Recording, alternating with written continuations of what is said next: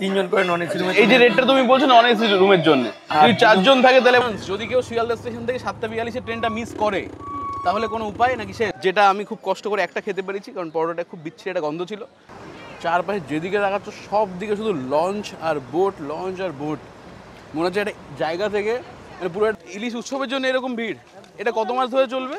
Perfect খাসির মাংসের ঝোল বলবো, যেটা সাদা ভাত দিয়ে দারুণ লাগছে। লাঞ্চ করার আগে দিয়ে দিচ্ছে এখন কুরকুরে একদম আমুদে মাছ ভাজা।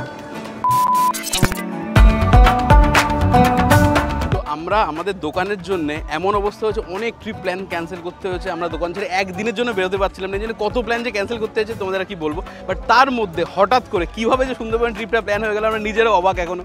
আর আমরা যতবারই সুন্দরবন আসি, সুন্দরবন আসলে পরে আমাদের প্রেফারেন্স আর আমাদের পছন্দের ট্রাভেল এজেন্সি একটাই, সেটা হচ্ছে সুন্দরবনের ভ্রমণ সাথী ট্রাভেল এজেন্সি।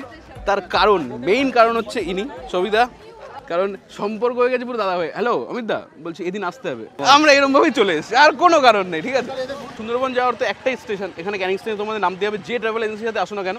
আর তার সবচেয়ে প্রেফারেন্স যে ট্রেনটা সেটা হচ্ছে 7:42 শিয়ালদা ক্যানিং লোকাল। তো ওটা ধরেই আমরা এসেছি, সবাই তাই আসে। হয়ে গেছে টাইম, চলো তাহলে। আর আমরা এই সিজনে যেটা সেটা কি ইলিশ উৎসবের সিজন? ইলিশ উৎসব, নামটা ইলিশ উৎসবের সিজন, তাই তো? ওকে ওকে, তার মানে ভরপুর আমরা ইলিশ খেতে পাচ্ছি এই ট্রিপে, এটুখানি কনফার্ম। এত ভিড় হয়ে গেছে এই জন্যে এরকম সবাই যার যার ট্রাভেলসের প্লাকার্ড নিয়ে দাঁড়িয়ে থাকে, তোমাদের বুঝতে সুবিধা হবে। সকালবেলা আমরা 4:25 ট্রেন ধরে শিয়ালদা নেমেছি। এবার আমরা ওখানকার শিয়ালদা স্টেশনের একমাত্র পরোটা খেয়েছি, যেটা আমি খুব কষ্ট করে একটা খেতে পেরেছি কারণ পরোটাটা খুব বিচ্ছিরি একটা গন্ধ ছিল। ক্যানিং থেকে অটো, আবার এই ক্যানিংয়ে এসে অটো করে নামিয়ে দেওয়া সোনাখালি থেকে। তো এটা পুরোটুকুই প্যাকেজের মধ্যে তো? প্যাকেজের মধ্যে। ওকে, ঠিক আছে ঠিক আছে। বাই চান্স যদি কেউ শিয়ালদা স্টেশন থেকে 7:42 ট্রেনটা মিস করে তাহলে কোনো উপায় নাকি শেষ? 8:28 ট্রেনটা ধরে আসলে আমরা ব্যবস্থা করে দিই। তোমরা ওয়েট করো অতটুকু, 7:42 পরে শিয়ালদা থেকে অটো ট্রেন ক্যানিংয়ের 8:28 ওইটুকু ওয়েট তোমরা করে নাও, তাই তো? আবার যদি মিস করে তখন থেকে আমরা গোসাবা ঘাট থেকে ধরি।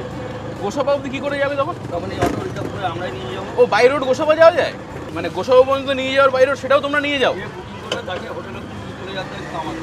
আচ্ছা, একবার সে ক্যানিংয়ে নামলে হলো ব্যাস।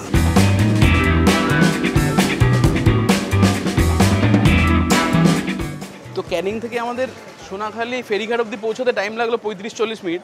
আচ্ছা দাদা, এইটা একটু বলো তো, মানে সবসময় সোনাখালি থেকে কেন যায়? সোনাখালি থেকে আমাদের এখানে লঞ্চ বোট, রাস্তাও কাছে, আচ্ছা, সবকিছু সুবিধা। সোনাখালি থেকে সুবিধা হয়, তাই তো? সবকিছু পাওয়া যায়। আচ্ছা ভাই ভাই ভাই ভিড়টা দেখ, ভিড়টা দেখ। বাবা, আমি তো খেয়ালই করিনি। শোনো না, একটা কাজ করো, তোমরা একটা কাজ করো, বলো ক্যানিং লোকাল না করে সুন্দরবন লোকাল নাম করে দাও। ইলিশ উৎসবের জন্য এরকম ভিড়, এটা কত মাস ধরে চলবে?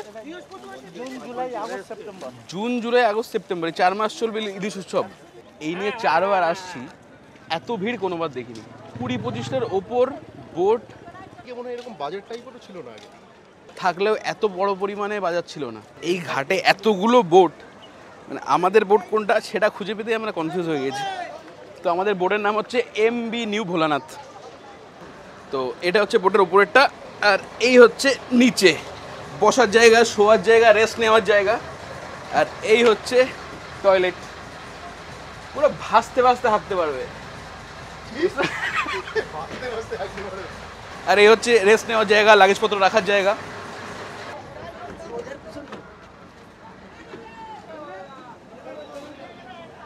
আর এই যে জায়গাটা, এইটা হচ্ছে বোটের সবচেয়ে বড় হটস্পট, কারণ এই জায়গায় বসার জন্য সবাই মোটামুটি ভিড় করে থাকে। জায়গা ছাড়বো না, জায়গা দখল করে রাখার একটা ইন্টেনশন থাকে, কারণ বোটটা যদি চলে যখন সামনে দিয়ে দেখতে ভিউটা সত্যিই খুব ভালো লাগে। তো আমি অবাক হয়ে যাচ্ছি এখানে কেউ কেন বসেনি, শেড পাতার ওয়েট করছে, খাওয়ায় ব্যস্ত আছে, এই জন্য এখানে কেউ বসেনি। ঠিক বলেছে।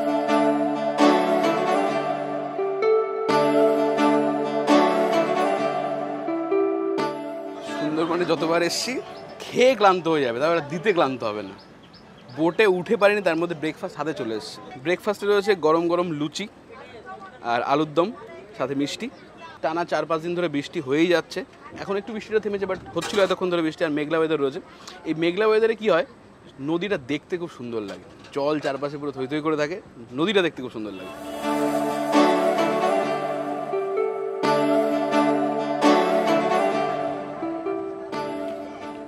খাবার দাবার অ্যাজ ইউজুয়াল ভালো, সুন্দর বানিয়েছে, আর খিদেও পেয়েছে। আলুর দমটা সুন্দর।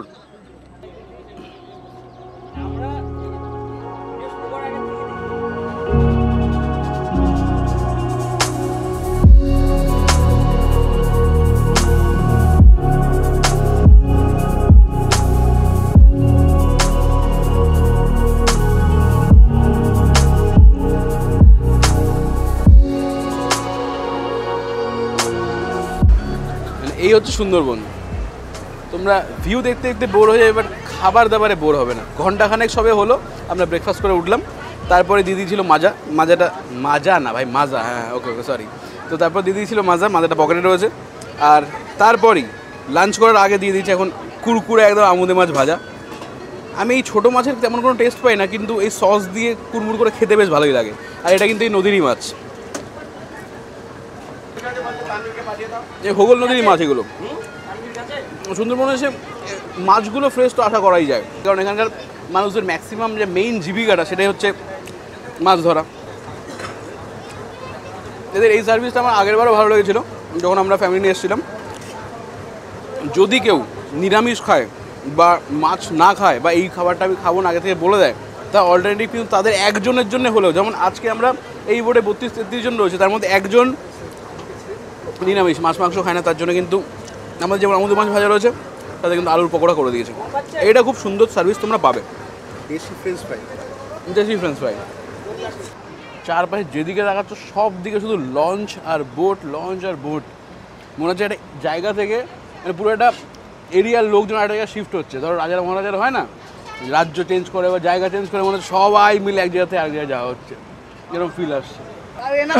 আমার যাচ্ছে না।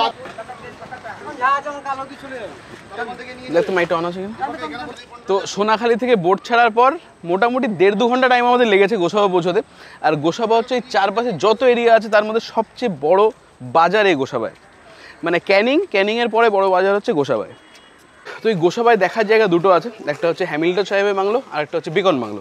তো তার মধ্যে একটা বন্ধ রয়েছে। কোনটা বন্ধ রয়েছে বলে? হ্যামিল্টন সাহেবের বাংলোটা বন্ধ রয়েছে। আচ্ছা, আর বেকন বাংলোটা খোলা রয়েছে।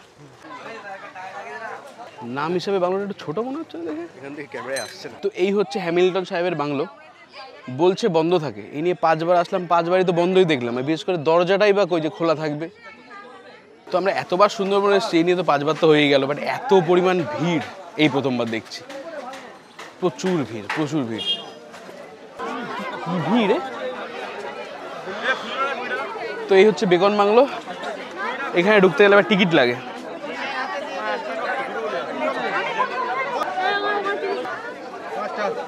চো ভাই, 10 টাকা করে টিকিট। এই হচ্ছে টিকিট।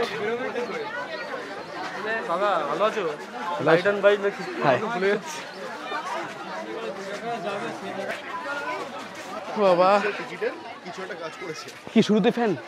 হ্যাঁ, এটাই তো কাজ করেছে। আচ্ছা। এখানে রবীন্দ্রনাথ ঠাকুর এসেছিলেন, এই জন্য জায়গাটা বেশি বিশেষ। প্রচণ্ড ভিড়, ভেতরে কিছু নেই, ওই ব্যালকনিতে দাঁড়িয়ে সবাই ছবি তোলে। মানে কিছু নেই মানে ভেতরে হয়তো আছে, বাট ভেতরে ঢুকতে দেয় না, মানে ঘরে বাংলোর ভেতরে ঢুকতে দেয় না। ওই যেটুকু বাইরে থেকে দেখো উপর দাঁড়িয়ে ছবি তোলো। এখানে পুকুর আছে, একটা বাংলো আছে। সেই অর্থে দেখতে গেলে কিন্তু স্পেশাল কিছু নেই। এখন দেখে মনে হচ্ছে না কিছু স্পেশাল। এদিকে পুকুর, ওদিকে একটা কোনো রকম একটা বাংলো রয়েছে। বাট এখানে স্পেশালটা হচ্ছে যে রবীন্দ্রনাথ ঠাকুর এসে এখানে কিছুদিন ছিলেন এই বেকন বাংলোতে, এই জন্য জায়গাটা বেশি স্পেশাল হয়ে উঠেছে। ভাই যা ভিড়, এটা দেখে আমি বেশি অবাক হয়ে যাচ্ছি। তবে একটা জিনিস আমি মানছি, সেটা হচ্ছে আমাদের মধ্যে ইউটিউবার বা যারা ইনফ্লুয়েন্সার রয়েছে, ভ্লগ করে, ঠিক আছে, তাদের জন্য কিন্তু এখানে এই ট্যুরিস্টদের আনাগোনাটা বেড়েছে। এটা আমি লাস্ট 4 বছর এসে আমি বুঝতে পারছি। এটা ডেফিনেটলি ওই ইনফ্লুয়েন্সের জন্য বেড়েছে, কারণ সবাই দেখতে পাচ্ছে, সবাই দেখে বুঝতে পারছে সুন্দরবনে এইভাবে যাওয়া যায়, এখানে এদের সাথে কন্ট্যাক্ট করে যাওয়া যায়। এই উপকারটা কিন্তু হয়েছে ব্লগারদের জন্য, এটা আমি মানছি। আর গোসাবায় একটু হাঁটাহাঁটির পর যখন বোটে উঠলাম, তার আধ ঘন্টার মধ্যে খাবার দাবার অল্প দাও, ডাল অল্প দাও, খাবার দিয়ে দিয়েছে, পারফেক্ট হয়েছে। গোসাবায় হাঁটাহাঁটির পরে ওখানে সকাল থেকে যা খেয়ে এসেছি সেগুলো ওখানে হজম হয়ে গেছে। তারপরে সুন্দর টাইমে আমাদের লাঞ্চটা চলে এসেছে। বোট চলছে নদীর মাঝখানে, খেতে বসেছি, এটা একটা আলাদা ভাইব, আলাদা মজা। তো ডাল আছে, লেবু আছে, লঙ্কা আছে, আর এখানে আছে আলু আর উচ্ছে ভাজা। ডাল আলু ভাজাটা কি রিভিউ দেবো, শান্তির খাবার, অল্প অল্প। এটা হচ্ছে ইলিশ মাছের মাথা দিয়ে পুঁই শাক আর আলু। একটা জিনিস যদি তোমরা দেখো তখন এমনি অবাক হয়ে যায়, ভাববে এই খাবারগুলো কী করে ওইটুকু ছোটো একটা কেবিনের মধ্যে, ওই আওয়াজের মধ্যে, গরমের মধ্যে এত ভালো করে খাবারটা রান্না করা সম্ভব কী করে। আর যেহেতু ইলিশ উৎসব, যেহেতু ইলিশের যত রকম পদ আছে বা যত রকমভাবে ইলিশ মাছ ব্যবহার করা যায় সেটা তোমরা দেখতে পাবে। তো এই ভ্রমণ সাথীর যতজন স্টাফ আছে, তোমরা একটা জিনিস খেয়াল করে যখনই তোমরা এদের সাথে আসবে, দেখো খাবার দাবার 2-1 মানে টাইম 19-20 হতেই পারে, বাট এদের প্রত্যেকটা স্টাফের ব্যবহার এত ভালো, এতটা খেয়াল করে প্রত্যেকের প্রতি, এটা তোমরা সবসময় খেয়াল করবে। এটা আমি 3-4 বার আসার পরেও আমি বলছি, সেম এক্সপিরিয়েন্স প্রত্যেকটা বার এটা খুব খেয়াল করে প্রত্যেকটা মানুষ। আমরা ইলিশ উৎসবে এসেছি, আর ইলিশ উৎসবে এসে ইলিশ থাকবে না দুপুরবেলার খাবারে, এটা কি করে হতে পারে?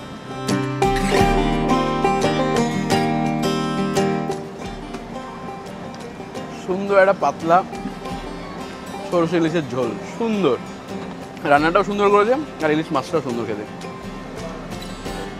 ওয়াও, সুন্দর সাইজের পাবদা মাছ। এটা কি হালকা ওই ধনে পাতা জিরে বাটা দিয়ে পাবদা মাছের ঝোল? বাহ বাহ ভাই, তো ভালো সাইজের পাবদা মাছ। এর থেকে একদম পারফেক্ট দুপুরবেলার লাঞ্চের মেনু হতে পারে না। তো সুন্দর একটা লাঞ্চ হয়ে গেল। তো আজকে দিন এখানটা এন্ড হচ্ছে, বাট ভিডিও কিন্তু এখানটা এন্ড হচ্ছে না, কারণ আমরা এখনও পাখিরালয়ে পৌঁছাবো, তারপর হোটেলে থাকবো, তারপর রাত্রেবেলা খাবার দাবার খাবো, তারপরে এই ভিডিওটা এন্ড হবে। তো এখন আমাদের এখান থেকে পাখিরালয়ে পৌঁছাতে আমাদের লাগবে তাও ঘন্টাখানেক। তো এখানে সুন্দরবন কীরকম বলতো, বোটে ওঠো, নদীতে চলতে থাকো, খাও দাও রিপিট, এটাই সুন্দরবন।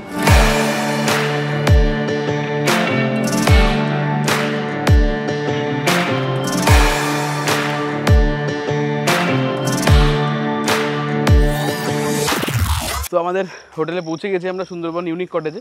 তো আমরা যে পাখিরালয়ের যে ঘাটে নামলাম, ওই ঘাট থেকে এইটা ডিস্টেন্স হেঁটে ধরো 10-15 মিনিট লাগবে যদি আস্তে আস্তে হেঁটে আসো, সেইটুকু আমাদের ভ্যানে করে নিয়ে এসছে। এত সুন্দর সার্ভিস, সেটাও কিন্তু এই প্যাকেজের মধ্যেই তোমরা পাচ্ছ।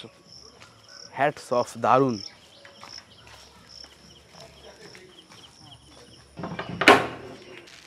দুজন কেন এখানে, এই খাটে 3 জনও শোয়া যাবে আরামসে। আর এই সুন্দরবনের যে প্যাকেজটা আছে, যে প্যাকেজের ডিফারেন্সিয়েট যেটা আছে, মানে 2 জন আসলে পরে দাম আলাদা, 3 জন আসলে পরে প্যাকেজের দাম আলাদা, 4 জন আসলে পরে প্যাকেজের দাম আলাদা, 1 জন আসলে পরে প্যাকেজের দাম আলাদা, সেটা পুরোটাই নির্ভর করে এই রুম শেয়ারিংয়ের উপর। তো কোনটার দাম কত সেটা আমরা সবিকদের সাথে কথা বলে তোমাদের ডাইরেক্ট জানিয়ে দেবো, কারণ এখন হয়তো কিছু আপ ডাউন হয়েছে সেই কারণের জন্য। আর যে কোনো হোটেল রুমের সবচেয়ে ইম্পর্টেন্ট জিনিস সেটা হচ্ছে বাথরুম। বাস, সুন্দর, ঝা চকচকে, পারফেক্ট। তো এবার আমার একটুখানি পড়ে যাই, সন্ধ্যেবেলা উঠে তোমার সাথে দেখা হচ্ছে।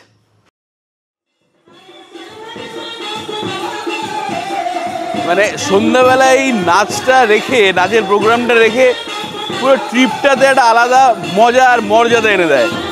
যে কোনো জায়গায় ট্র্যাডিশনাল লোকাল জিনিস দেখার মজাই একটা অন্যরকম।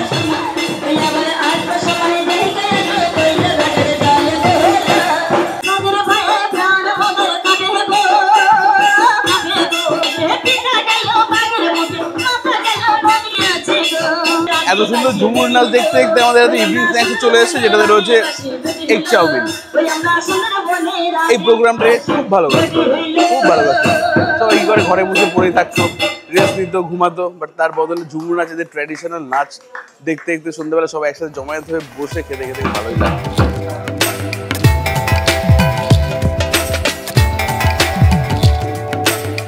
তো আজকে আমাদের ফার্স্ট এপিসোডের বিশেষ কিছু অংশ বাকি আছে, সেটা হচ্ছে যে জাস্ট ডিনারটা আমরা করবো, তারপরে আজকের এপিসোডটা এন্ড হবে। তো এই অবধি দেখে যাদের মনে হচ্ছে যে সুন্দরবনে আসতে যেতে পারে, তো তাদের সবচেয়ে মেইন যে বড় প্রশ্নটা সেটা হচ্ছে যে প্যাকেজ কত, বা কতজন রুম শেয়ার করলে পরে কত টাকা দিতে হবে, তো সেইটা একটু ডিটেলে বলে দাও। আমাদের মেন প্যাকেজটা হয় 2 নাইট 3 ডেজের।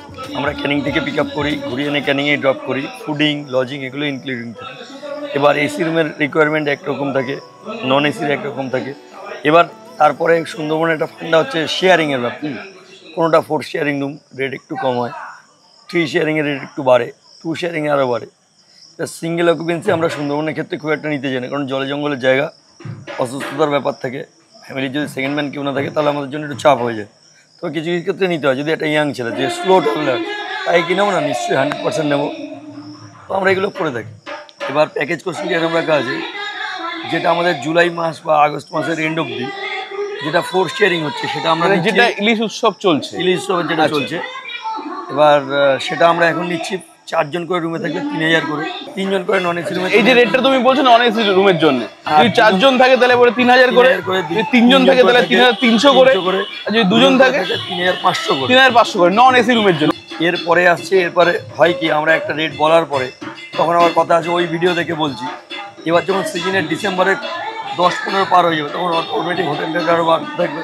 তখন অলরেডি প্যাকেজ রেট বাড়তে থাকে। আচ্ছা এবার ব্যাপারটা কী হয়, ব্লগাররা এটা বলেছে ওই ব্লগে এটা দেখেছি, সেটা কোন টাইমের জন্য এই টাইম পিরিয়ডটা মনে রাখতে হবে। যেন অফার ছিল এতদিন, জুলাই মাসের এন্ড অব্দি এই রেটটাই আমাদের 2800 টাকা করেছে, 4 জন করে একটা নন এসি রুমে থাকবে। আচ্ছা, কিন্তু আবার যে আগস্ট পরে টাইমের হিসেবে অনেকটা ভ্যারি করছে, তাই তো? যে কোন সিজনে বা কোন টাইমটায় আসছো তার উপর ডিপেন্ড করছে। যদি মোটামুটি আমি ধরি 4 জন যদি একটা রুম শেয়ার করে তাহলে পরে 3000 টাকা হয়ে যাবে। এবারে 3000 টাকা নন এসি রুম ধরে এগোতে পারে। আচ্ছা আচ্ছা, আর যদি দুজন কাপল আছে তাহলে পরে তাদের জন্য কত পড়ছে? 3500 পারে। 3500 বাজেট। ওকে ওকে, এটা বেসিক একটা ব্রিফ জানা থাকলো। বাচ্চা ফ্রি থাকবে, 4 বছর পর্যন্ত বাচ্চা ফ্রি থাকবে। 5 থেকে 7 50%, 5 থেকে 7 বছরের বাচ্চাদের 50% থাকে, 8 থেকে ফুল। 8 থেকে ফুল। বাহ। তো আমরা যেটা বললাম যে ভিডিওর একদম লাস্ট পার্টে আমরা পৌঁছে গেছি, যেটা হচ্ছে ডিনার করে আজকের প্রথম দিনটা সুন্দরবনে আমরা এন্ড করব। তো আমরা আগেই বলে দিয়েছিলাম রাত্রেবেলায় ভাত খাবো, আর তোমরা যদি কেউ রুটি খেতে যাও সেটাও বলে দিতে পারো, আগে থেকে তোমাদের জিজ্ঞেস করে নেওয়া হবে। আলু আর পটলের তরকারি রয়েছে, তারপর ডাল ছিল, আর আলু ভাজাও ছিল রয়েছে। আর আমি বললাম ডাল দিতে হবে না, ডাইরেক্ট মাটন দাও। এত ঘুম পাচ্ছে, মানে মাটন নিজে ডেকে তুলে নিয়েছে, ভাই আমি আছি তুই আয়। কারণ সারা রাত আমরা ঘুমাইনি, যেহেতু 4:25 ট্রেন ধরতে হচ্ছে, এই কারণে রাত্রিবেলা আমরা কেউ ঘুমাতে পারিনি। আমি সব দুজনের মধ্যে মাটন কি বলে ডাকছিল, ব্যা ব্যা না ম্যা ম্যা? শুধু পেঁয়াজ দিলেই হবে।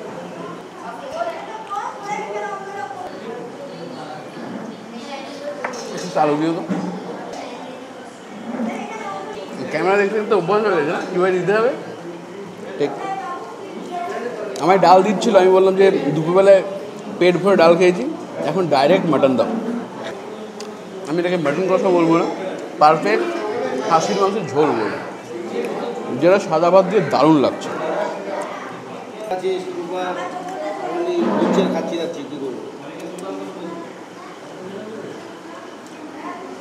নরমে চরমের তো তোমরা দেখতেই পাচ্ছ। তো গাইস, সুন্দরবন 2025-এর প্রথম এপিসোড এখানটা এন্ড হচ্ছে।